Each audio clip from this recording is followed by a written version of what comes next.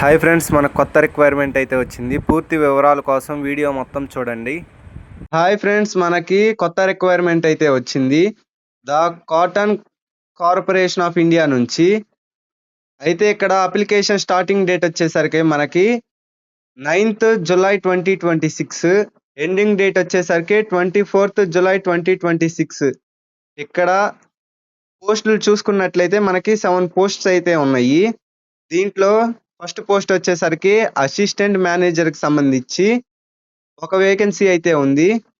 Post graduate degree పూర్తి చేసిన వాళ్ళు ఎవరైనా అప్లై చేసుకోవచ్చు. మినిమం మీకు 50% మార్క్స్ ఉండాలి.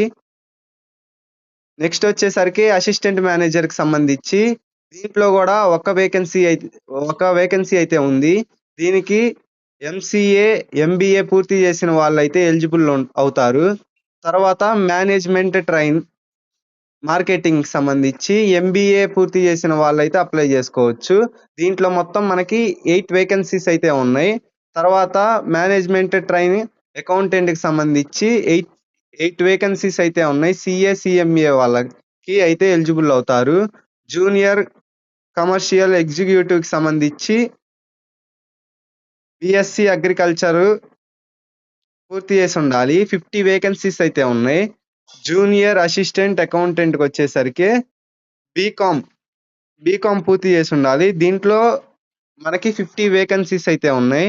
మ్యాక్సిమం 50% మార్క్స్తో అయితే పాస్ అయ్యి ఉంటే ఎలిజిబుల్ అవుతారు. జూనియర్ అసిస్టెంట్కి సంబంధించి 30 వేకెన్సీస్ అయితే ఉన్నాయి. ఎనీ గ్రాడ్యుయేట్ మినిమం 50% క్వాలిఫికేషన్తో అయితే ఎలిజిబుల్. జనరల్ EWS OBC వాళ్ళకి అప్లికేషన్ ఫీ వచ్చేసరికి టోటల్ 1770 రూపీస్. అప్లికేషన్ ఫీ వచ్చేసరికి 1000. ఇంటిమేషన్ ఛార్జెస్ వచ్చేసరికి 500.